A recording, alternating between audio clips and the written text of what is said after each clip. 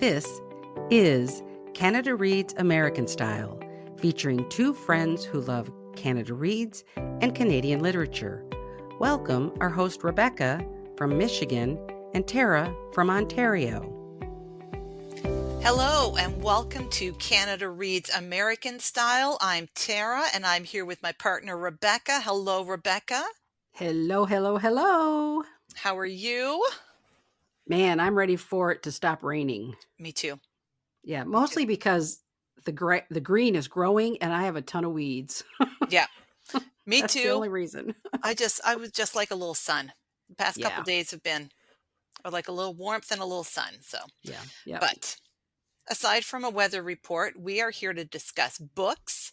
We have a new semi-regular episode that we're going to introduce today, which if you saw the title, it's Sharing Our Shelves, which I will explain shortly. Before we get to that, though, let's talk about our currently reads. What are you reading, Rebecca? So I'm actually going to, it's two novellas, but I'm going to be rereading a psalm for the Wild Built by Becky Chambers, because this upcoming weekend, my sister and her boyfriend Stuart, see, I don't even give my sister a name, but our good friend Stuart, our good friend Stuart, anyway, they're going to be in town, which I'm really excited, all the way from Washington State. And he's the one that introduced me to a psalm for the Wild Built. But then he and I are going to talk about, which is what I'll be also reading, A Prayer for the Crown Shy, which is the follow up to, I don't know if this is going to be a trilogy or what, I'm not sure. But anyway, I'm really excited to reread a psalm and then read a prayer, and then Stuart and I will discuss it this weekend. So that's what I'm planning to do. Okay, that's fun. That's fun Yeah. reading. Mm-hmm. I'm reading because that's like, is that a sci-fi or fantasy? What genre? It's sci-fi because it's hard for me to know exactly, but I would say it's sci-fi because Becky Chambers is a sci-fi writer, and it won the Hugo Award. Okay. A Psalm won the Hugo Award, and it is about a monk and a robot. Yeah. So I have yes, to read those. I'm telling you what, I loved it, and I cannot wait to read the second one. I'm just so Yeah. excited to read it. Awesome. So what Well, are you reading? I'm also reading sci-fi. So Ooh. I am reading a very new book. It just came out like 2 or 3 days ago, and it is The Midnight Project by Christy Climenhage. Haig. I should have meant to check that. Anyways, Christy Climenhage, a local Ontario author, and this is a sci-fi thriller that I received courtesy of River Street Rights. Two scientists. So it is like the future, kind of the near future, and maybe like several decades ahead of where we are now. Shocker, not shocker, the world is falling apart. It's in disarray, it's burning, it's flooding. Everything that we expect to happen is happening. And two scientists who are involved, who are genetic engineers, have been approached by a billionaire to make a new species of humans in his attempt to save humanity, because he's got such a generous heart that he must save humanity, but he's going to tell them how to do it. Okay, So that's actually classified as a fantasy, because I don't know a Mhm. billionaire that would feel that way, but go ahead. Yeah, it is pretty true. Yes, exactly. So they are our two. They are Raina and Cedric.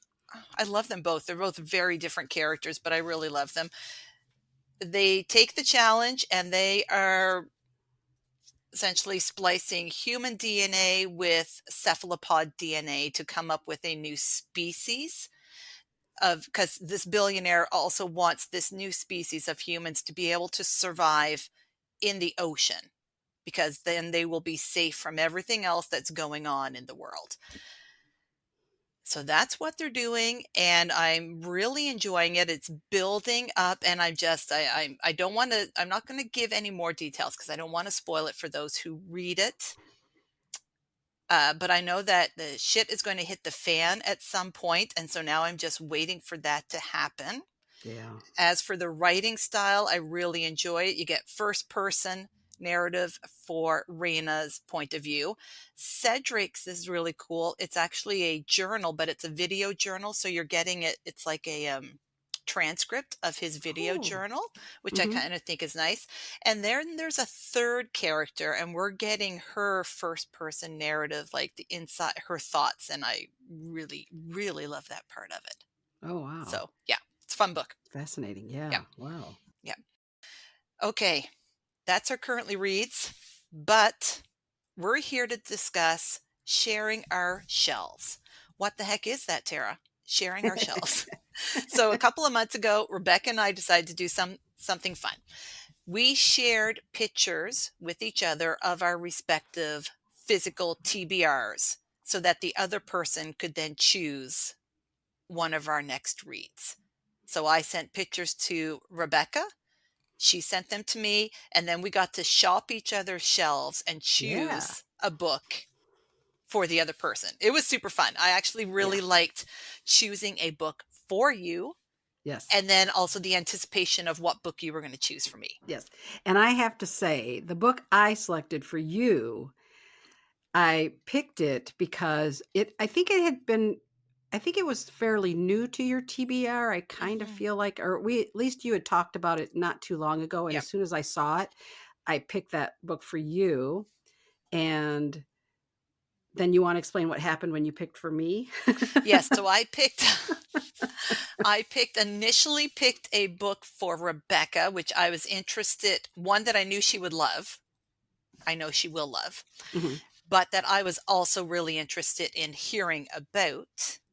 And then a few days before we were going to record this episode, Rebecca sent me a voicemail saying, "You need to choose a new book because I don't have time. That's a thick book. And I just finished a really, really dense book and I don't have the mental space for it. And you need to choose a new book." Yeah. And Rebecca is a mood reader. So I was happy to accept the challenge for the Yeah. second time because I got to shop your shelves for the second time. So it was Yeah. super fun.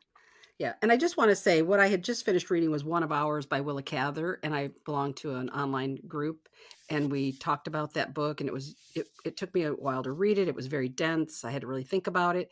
And then the one you picked for me was The Living Great Lakes, a nonfiction book about the Great Lakes, and I'm really actually excited to read it. It was published 20 years ago, reissued. Oh, So I'm actually really excited to read it. But as soon as I started reading it, I thought, okay, I got like 3 days and there's no way I'm going to get through it. And I want to do it justice. yep. So the book okay. So did we already say, did I say which No, book I we picked for haven't. you? Oh, okay, cool. Yeah. Okay. Do you want to go or? Yeah. So the book you picked for me, which was funny because this is actually the one I wanted you to pick. It was so wild. And you did. And I was so excited. So you picked Stella's Carpet by my favorite author, one of my favorite authors, Lucy E.M. Black. And I just want to say really quickly, I have already read Lucy's The Brickworks, Eleanor Curtin. I just read an arc of A Quilting of Scars, which comes out in October of this year. And then I read Stella's Carpet, and I have one more left, which is The Marzipan Fruit Basket, which is a collection of short stories.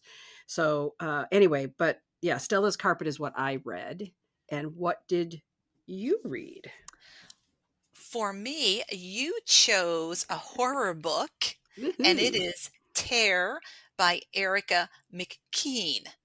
And what's cool is that I purchased this at Eda Mills in September, and her newest book, Cicada Summer, was actually longlisted for the Carol Shields Prize this year as well. Oh, I didn't realize that. Yeah. Yeah, so I can't wait to read Wow. that one as well. Wow. And the cover of Oh, it's creep. Tear or I think Tear? it's tear, Tear. as in Okay. like to rip something. Okay. Yeah, it is. Because at first, when I started it, I'm like, is it tear, like to cry, or is it tear and to rip? It is to rip. Ooh. Okay. All No, right. but Okay. yeah, Well, it is a good cover. I want you to go first. So basically, what we're going to do is just talk about the book that we read. We each read. So I want you to start because I cannot wait. I've been waiting impatiently to hear Yep. about Tear. Okay, and I'm going to save this for the end of my little thing because I think there is something about the book that you will really appreciate. that I Okay. realized at the end. Okay. Okay, so Tear, what is it about? Frances is a university student. She's fourth year. She's only months away from graduating, and she lives in a house with three or four other students, female students. She lives in the basement. She has the basement room, and she slowly, at this point in her life, is isolating herself from even from school, from her roommates. She doesn't have a large social circle, so she's like kind of just hanging out in the basement, and she starts to hear tapping and sometimes scratching. And I know, No, no, no, no. I know, Okay. I know. And while this is going on, she feels obviously very isolated, and she is very isolated. Uh, and her roommates don't seem to notice that she has not come upstairs for days on end. While this is all going on, we get flashbacks in her mind to her childhood, of what brought her there, her relationship with her mother, everything up until this point. So it's kind of like there's two halves of the book. So that's the first half. Then the first half ends with something, and then we move on to the second half, which I will not tell you anything about the second half because that is part of the fun of this book. Is it Okay. creepy? Yes, yes, it is. It is. It's slowly building creepy, which is cool because I like that. And then there comes a point just before the end of the first part of the book when poor Frances is experiencing something. And in my head, as I'm reading it, I'm like, something popped into my head. And I'm like, if this bop, bop, bop happens, I'm going to lose it. And I'm just sitting out on my deck at this point, middle of the afternoon, but I'm like, I am going to lose it if this happens because that's the nightmare that I think of when I wake up in the middle of the night and let my mind wander. It didn't happen Okay. until the next paragraph. And then it exactly Oh man. happened, Oh and it man. was as creepy as I thought. Erica McKeen, oh, she writes creepy very, very well. It like creepy and kind of silently grotesque at the same time. That's what this first half of the book is. The second part of the book gets a little more violent. There's a couple I will warn you, like if you don't want to hear about graphic violence against others, tearing of limbs and stuff, then maybe this isn't the book for you. But Hmm. the second part of the book, I also loved for a different reason. Not because of the graphic violence, although there were times when I was like, yeah, it's okay. It's okay that happened. But we find out what happens to Frances or what happens after something happens to Frances in the basement. Okay, now, knowing me, do you think this is a book I could read? I don't know. It is, like I said, it is pretty scary. I didn't really read it at nighttime before bed because Yeah. usually my fiction book is one that it's what I read in the afternoon if I have a chance to read, early evening, and then a few minutes before bed. There were moments, a few nights when I didn't read this at nighttime before bed because that first part of the book, when she is isolated down in the basement, Yeah. it is very creepy. Even when nothing scary has happened, just the mental experience that she is having, you're in it there with her, right? So, And it's interesting because when I moved back from California and I moved in with my parents, because that was the point, was to kind of come back and take care of them, I was living in the basement. So I mhm, definitely wouldn't have read it at no, that time. no. But I have my own house now, so Yeah, no, it's yeah, I don't know if it is for you, but I will in 1 minute. I will tell you something that I think you will enjoy about it. But I do want to say, so the second part of the book, like I said, the first part is essentially Frances on her own in isolation. The second part of the book is everyone around her coming to a reckoning with what has happened to Frances. Like finally, those around her, her mother, classmates, her roommates, it's them coming to terms with what happened to Frances. And if they had any hand in it, could have prevented it, or, you know. So that's, yeah, that's what the second part is roughly about, but that's not the really cool part, but it is really good. So, if I know we hate giving ratings because they're just such an artificial thing. How would you rate it though in terms of like if you had to rate it? I think I gave it when on Storygraph, I think I went with like 4.5 stars. Like I gave it a Okay. pretty good rating because Yeah. I loved the story. I loved Frances. I loved something that had like about the second part of the book. The writing is amazing. Like she's a phenomenal writer in terms of the setting, like creating atmosphere, and it's got a poetic. She's got a poetic sense to her writing. So yeah, no, I rated it pretty highly.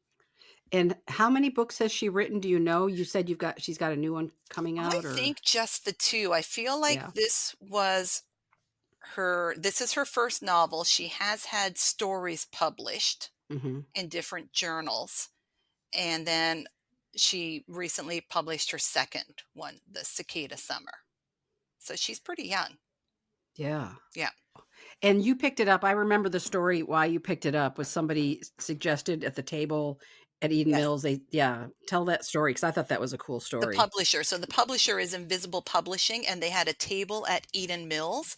And so when I went over to check out their books, the person who was working there asked me what books I was interested in, and I happened to mention, "Oh, I like horror," and he was like, "Well, then you must read this book."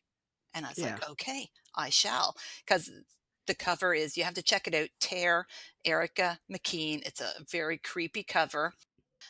That's how this book found me. Now, this is the part that I think you will find interesting. That might actually have you. It might make you want to read the book. I'll be Okay. honest, and yeah. So I have started paying more attention to the opening quotes, or not opening quotes, the quotes that sometimes authors put at the Oh, beginning mhm. of books. Yeah. I've started to, ever since we read Omar's book, What Strange Paradise, when I finish a book, if there's an opening quote, I will go back to the beginning and Mhm. I've started doing that. And I did it with this book. And this is a quote from Frankenstein by Mary Shelley. Oh, I And the love quote is, "But my form is a filthy type of yours, more horrid from its very resemblance." And that, Mm. when I read that, I'm like, oh my God, that's the second part of the book. That's the Yeah. book. And Oh. so, yeah, if you like Frankenstein, the story of a monster, then a monster with a soul, but still a monster, Yeah. yeah, then this might be a book for you. Yeah, because Frankenstein is one of my it's like in my top whenever I think of there are a few books that I always think they're in my top 5. Yeah, It could be that there are 10 of them, but I still think, they're my top 5. Frankenstein is one of them. yeah, Oh, okay, I think I will have to try. yeah. And I thought of that. I'll do like you, I'll just read it in the daytime. Yeah, yeah. So, I should be And like okay. the graphic parts are short. Like like the graphic violence is short. There's not Yeah, a lot of it. And the spooky parts, you can kind of, yeah. yeah. And it's kind of weird. I mean, I'm not saying this is a good thing, it's just how it is. Like, if I read about violence against an animal or a child, I can't handle it. But Mhm. if it's a human, I sort of feel like maybe because we grow up with horror movies and things like that, you know what I mean? Like, I don't worry that much. Like, it doesn't bother me that much to read that kind of stuff. It's when it's an animal or a child. So, Yeah. And don't get mad at me, people, but the people who had the violence done upon them, I didn't feel sorry for oh them yeah, in this book. No. that's good. Yeah, no, I'm good. Yeah. I'm good. You Yeah. know, I'm the person who, when that, I can't remember the title of the book. I'm not going to worry about it. But there was that one book I read uh, where they were cutting people's heads off with a guillotine on the steps of the US Capitol. I'm Yes. like, Percival Everett book. "No, no, it wasn't Oh, Percival oh Everett. No, no. it was that other." Yeah, I know. Yes. I'll put it in the show notes. Yeah. I can't remember it, but anyway, at the end of that book, I was like, "Yeah, there were more people needed to have their heads lopped off." And I remember people were kind of horrified by my review, but I thought they didn't. It needed to be some other people who are horrible people in society. Yeah. So I don't apologize for that at all. Yes. Yeah. So I think I picked an excellent book You for did, you. you did. Thank you, because I wanted to read this, and this got me reading it sooner than I probably would have happened to read it, so thank you. Yes, I mean, it was a book you picked out anyway. I mean, you bought it, but I got to, like you said, I got to elevate it on your TBR list, You so that's did. awesome. Yay. And it was funny Okay. too, because I feel like there was something in the description too that I was like, I wanted to know about it. Was it like a revenge? Was there like a revenge thing or something? Was that in part of the description at all? I feel like it might have been, but maybe not. Because we love a revenge story. So, We do love a little vengeance. I don't see it oh, here. okay. Maybe I just thought there was or something. Yeah. Yeah, I don't see it, but you are correct. Not Okay. although not total revenge, but like I said, the people with who had violence bestowed upon them, maybe that did not deserve exactly what happened to him. Oh, actually, one guy probably didn't. Actually, now that I think about it, now that I love it. I'm I like, love it. oh, wait a minute, one guy did, but the other guy didn't actually. But You shoot for perfection, but you fall short sometimes. What can you that's say? right. Okay, so I wasn't always happy in it, but I understood the motivation. So let's go with that. That's too Yeah. funny. Okay. My book is not a horror book. It's a sort of a family. The cover is a like a Persian rug. Hmm. That's kind of the theme that runs through it. And so basically, it's a story about Stella. And Stella is, I think she's like maybe she's around 30 or something at this point. I can't remember now, but she's a professor at a university. But she's a professor at the university where she went to school. So her life is pretty small in a Yeah. way, right? But she lives with her mother, who her mother is a horrible person. Her mother is just this really annoying, horrible character at the beginning. Her father has remarried a a woman who had sort of suffered during the Iranian Revolution. And it kind of just says this in the description. Talks about the Holocaust and the Iranian Revolution, but those are really kind of very sort of small parts of the story in a weird way. So I wouldn't read this thinking like you're going to learn a lot about the revolution or Mhm. necessarily this in-depth thing about the Holocaust, right? So, but they are vehicles for the story, which is Stella's carpet. The carpet analogy is all of these threads that weave throughout our lives, these story threads or whatever. It all comes together. And Stella's carpet, the way I look at the title is it's Stella's life. It's all the threads of her mother, her father's new wife, her grandparents, her mother's parents. Her father has a child with the other woman, and it's about all of their lives and how they are interwoven. But what's really fascinating is there are lots of let's see, how do I say this? There are lots of reveals, but not everybody knows the full story. So Mhm. one person is telling their story, or you're hearing about their story and what they know about the bigger picture. But then somebody else who is critical to that piece of the story does not know that. And I think it's so real life. I know I'm Yeah. not probably explaining this very well, but it's absolutely and I don't want to say any of the pieces because they were all revealed to me, and there were times when I went, "What? Oh my god." And then I'd go back and look at other parts and to see like how somebody talked about that, because I thought they know this, but nobody knows that they know this. You know what I mean? It was Mhm. just kind of this weird thing. And one of the parts of the book that I really loved is she talks about oh, and I should say too, her father becomes obsessed with carpets because her grandparents had one, and he becomes obsessed with them, and he starts to buy them. And then the woman he meets is a carpet like saleswoman, Persian, and then that's how they meet. And so there's this thread, like I said, there's this thread of Persian rugs throughout the story. But the thing that he taught that says Stella's father had taught her that the weavers of carpets always included a tiny almost indiscernible flaw, an intentional mistake. So he would study the rugs and look for that mistake. And again, I just thought how it is that something can be obvious to someone, but to others looking at it, they will never see that quote flaw or that Mhm. thing that makes it stand out to another person. And I feel like that's the storyline. And here's the other thing, you can see this, but on every, I don't know if you can see this, but Yeah. on every page or every other page, it has like a little, not even a chapter title, but it'll say like Imperfection, Blood Sisters, Strange Elation, The Invalid, Pam's Date.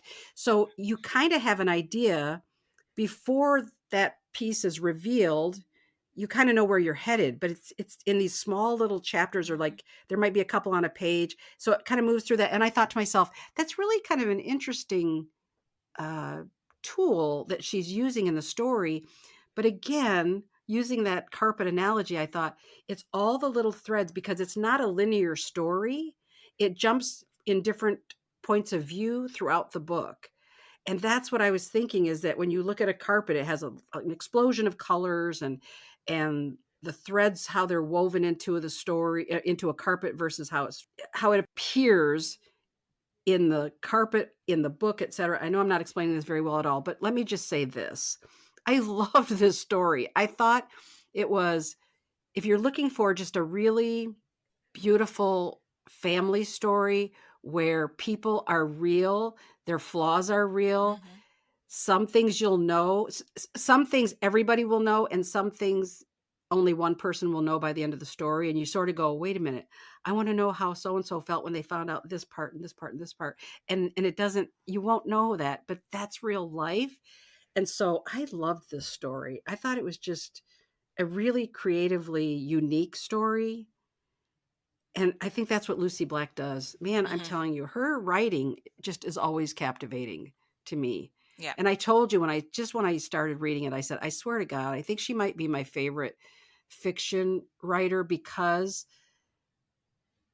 it just, when you start reading her, you just kind of go like, oh, like you just feel like this is going to be a warm story. I'm going to Mhm. feel like really, it's going to captivate me. I'm going to sit with it. I'm going to think about it long after I'm done reading it. And she just creates those kind of characters, and her storytelling to me is just amazing. And this was published in 21, so this is not that old, so I think people can still find it. I bought it through, I think I got it through bookshop.org, which is a US company. Doesn't It's not available in Canada, but check your, Indigo Books or Yeah. whatever, and I'm sure it would be available there as Who's well. the publisher? Oh, the publisher, well, that's just it. I'm not sure if they're still around. Uh, it's Now or Never Publishing. Oh, I don't know. Yeah, and Yeah. the way their little symbol looks, it's like NON, but it's got a kind of a design to it. But it's Now or Never Publishing. I'm just checking. So Now or Never is publishing, Oh, good. is still publishing. That's where her newest book, Quilting of Scars, is available for pre-order on their website, which is nonpublishing.com. I'm just looking. I can't see yet if her backlist is there, but it might be. You might be able to find it through their website too then. Oh, yeah, and I just bought this. So, I mean, I Oh, bought okay. this within the last 6 months. I bought it. So, and I will say, A Quilting of Scars today, so I wouldn't forget. I checked to see if you could pre-order it. So I did pre-order again, bookshop.org. I was able Yep. to get it Oh, nice. pre-order. Yeah, which was nice because I wasn't sure if it was a book that I was going to have to get from Canada specifically, or if I could get it through Bookshop, and I am. So, and it comes out in, I think, mid-October. And even though I've read it, I definitely want to read it again because I had an arc, and I always feel like, so, some things can change. Hmm. And that was a Yeah. book that I loved, absolutely loved. And I will talk about it more when it comes out again, I'm sure. So, yeah. Yeah. And maybe even talk to Lucy at that time. Oh, yes, that's right. Thank you for saying that. Yeah, that's why, because I did ask her if she would come back again, and she said yes. So at some point in the fall, we will have Lucy on to talk about A Awesome. Quilting of Scars, which was a really beautiful story about a male character that I won't forget him either, because Yeah. beautiful characters. Awesome. Yeah. Okay, we have to do this again. This was successful. This was fun. Yes. Maybe every season, maybe each new season. Yeah, there you go. I Maybe, don't know. yeah. Yeah. Yeah, because it's springish still, because we're not Yeah. into summer yet. So, yeah, who knows? Oh, yeah, maybe Cool. not every the spring, summer is very close, so maybe not Yeah, every yeah. maybe not every here I am, like, retracking back, maybe not, maybe not." But it was fun. But It I will was. say the one thing that we probably will do sooner rather than later, I think, is you and I are going to read Percival Everett's, is it called In God's Country or something like Yes, that? the Western. We sure are. We do wanna, I think we're gonna read that one, and then we might just have a little brief podcast about it because Yeah. we love Percival Everett. Yeah, maybe in July. Oh, it might be Yeah. good for so, yes, we're gonna throw it out there that we will be doing that in the fairly near future, so if someone wants to read along or, Yeah. like, read it beforehand, so Mhm. because there may be spoilers at this point then Yeah. for that Oh, one. yeah, I think that, yeah, that one we probably would warn you that there Yeah, will be spoilers. So, yeah, but we love old Percival there because yeah, if you haven't read him yet, oh my gosh, get your go butt read in them. gear, go read him. Everything he's written that so far that we've read, we've loved. So, yep. Yeah. Okay, that's awesome. Thank you for joining us. Thank you, Rebecca, for doing this with me, and, happy reading. Thank you for joining us on our bookish journey. If you enjoyed this episode, please consider subscribing, rating, and reviewing Canada Reads American Style wherever you listen. You can connect with the podcast and Rebecca on Instagram at Canada Reads American Style and with Tara at On a Branch Reads. Until next time, keep reading.